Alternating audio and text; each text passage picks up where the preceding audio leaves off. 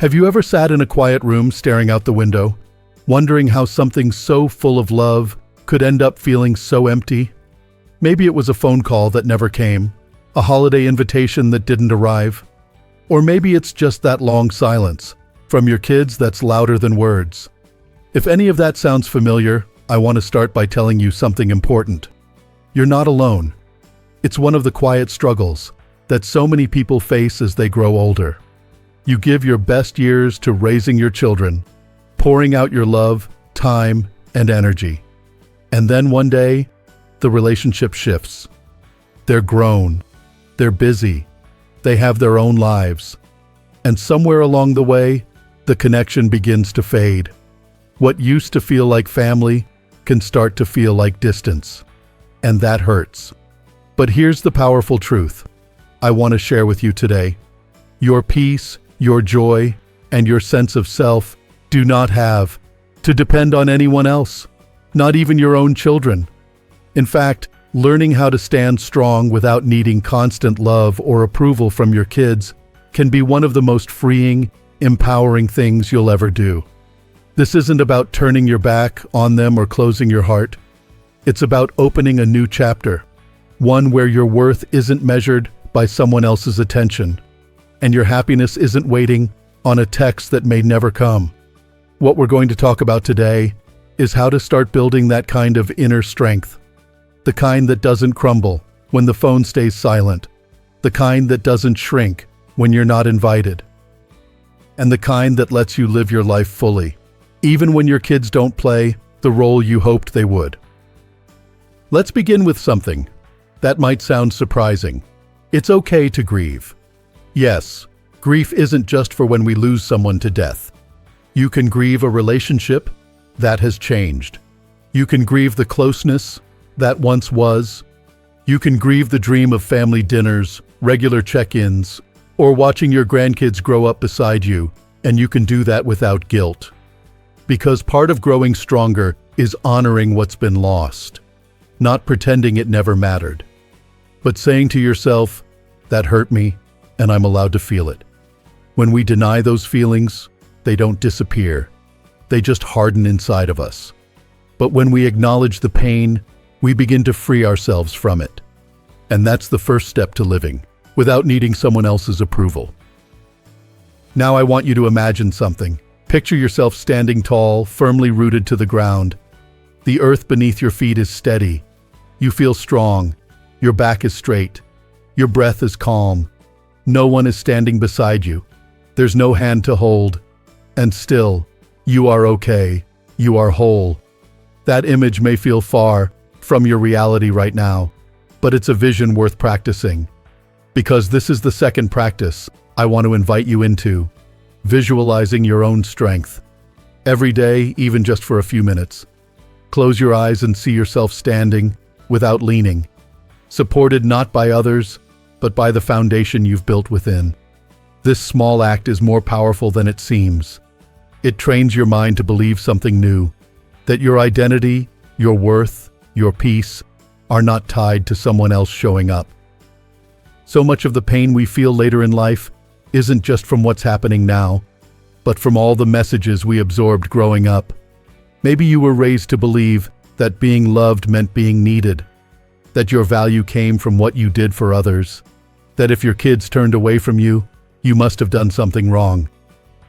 But those are old scripts, and you have every right to rewrite them. You are not a failure because your child doesn't call. You are not unlovable because someone you raised doesn't know how to show up. You are not broken. You are human, and humans change. Families change. That doesn't erase the love you gave, and it doesn't erase your right to stand tall now. Sometimes we chase approval without even realizing it. We send the extra gift. We write a carefully worded message. We try to be upbeat and positive, hoping maybe this time they'll respond. And when they don't, the silence feels even colder. That's why I want to talk to you about another way to shift this pattern. Instead of trying to earn their attention, try offering attention to yourself. When was the last time you asked yourself, what do I want today? What would bring me joy? What would make me feel alive, even if no one else saw it? It might be a walk in the morning sun, a favorite book, a long bath, a call to an old friend, a new hobby that makes you laugh or think or feel proud. These aren't distractions, they're declarations. Every time you choose yourself, you're saying, I matter. Even if no one else notices right now, I notice me. There's something deeply healing in that, in doing small things that make you feel seen by the person who matters most, you. Because truthfully, when we give up waiting to be seen by others, we start seeing ourselves, and from there, the healing begins. Now, I know this isn't always easy, especially when the world tells you that a good parent always waits, always reaches out, always forgives without question. But I want to give you permission, if you need it, to rest, to stop chasing, to breathe deeply and reclaim your energy. You don't have to perform for love. You don't have to earn it. And if it's not being offered freely, maybe it's not the kind of love you truly need right now. This kind of inner shift doesn't happen overnight, but it does happen. I've seen people in their 60s, 70s, even 80s begin this journey. And what they discover is not emptiness, it's peace, a quiet strength, a gentler way of living. And more often than not, when they stop needing love and approval, it begins to come back to them, without begging, without bitterness, and without fear. Because standing alone doesn't mean being lonely, it means finally coming home to yourself. And from that place, everything begins to change. There's a quiet kind of power that comes from no longer waiting for someone else to make you feel loved, to make you feel important, or to finally treat you the way you always hoped they would. And once you stop waiting, you start living, fully, freely, and without apology. One of the most important shifts you can make in this season of life is learning how to care for yourself, not just physically, but emotionally. When you've spent years giving everything to others, especially your children, it can feel almost foreign to turn that attention inward. But that's exactly where your next chapter begins. Let's talk about a practice that many people overlook, yet it's one of the most powerful tools for building your strength. It's the practice of learning how to soothe your own emotions, instead of relying on someone else to do it. I know that might sound simple, but it's not always easy, especially when those emotions have been tied to your children for decades. Maybe you feel disappointment when they cancel a visit last minute. Maybe you feel rejected when your texts go unanswered for days. Or maybe it's just that subtle ache in your heart when you realize they don't need you the way they used to. All of those feelings are real. But here's the key. When you learn how to sit with them, acknowledge them, and still choose peace, you're stepping into a level of maturity and emotional resilience that many never reach. You might ask, but how do I do that? It starts by noticing your reactions instead of running from them. If you feel anger, don't bury it. If you feel sadness, don't shame yourself. Just breathe. Sit quietly. Say to yourself, this hurts, but I am still okay. Then ask yourself, what do I need right now? Not what your child should do, not what should have happened. Just, what do I need in this moment to care for me? Maybe it's a walk. Maybe it's journaling. Maybe it's a good cry and a hot cup of tea. Whatever it is, you are teaching your nervous system that you can be okay without someone else fixing it for you. And that changes everything. This is where the idea of emotional reactivity comes into play. Most of us weren't taught how to handle our reactions. We just lived them. We got angry. We shut down. We overcompensated. We became overly nice or overly distant, hoping to protect ourselves. But reactivity is like a fire alarm. It's loud, but it's not the fire. It's a signal that something inside us needs attention. The next time you feel triggered, whether it's a dismissive tone, a forgotten birthday, or just that feeling of being overlooked, pause. Ask yourself, is this about now, or is this about something I've felt before? Often, our biggest emotional reactions are connected to old wounds from childhood. And when we can recognize that, we give ourselves the power to respond rather than react. Responding means choosing clarity over chaos. It means saying, I feel hurt, but I don't have to lash out. I feel disappointed, but I don't have to shut down. It means holding your dignity, even when others lose theirs. And with practice, it becomes second nature. There's a freedom in knowing that you can feel deeply and still stand tall. And speaking of freedom, let me ask you something. That might feel a bit uncomfortable, but it's important. When was the last time you did something purely because it brought you joy, not because it earned someone else's praise? So many people reach this stage of life without ever exploring what truly makes them happy outside of their family roles. It's not too late to find out. This is the next practice I want to gently encourage you toward. Discovering or rediscovering what brings you pleasure. And not just the big things, like travel or retirement plans. I mean the simple, everyday things that make you feel good to be alive. It could be painting, cooking, gardening, singing, hiking, even puzzles or feeding birds outside your window. When you start to live in a way that pleases you, without looking over your shoulder for approval, you start to feel a new kind of aliveness. And here's the beautiful part. This isn't selfish. It's essential. Especially for those who've spent decades giving, without always receiving. Your life is not on hold waiting for someone to notice you. It's happening right now, and you get to choose how it feels. Many of us, especially those raised in households where joy wasn't prioritized, have to relearn how to even recognize what we enjoy. That's okay. Start small. Try new things. Be curious. And most of all, give yourself permission to enjoy life.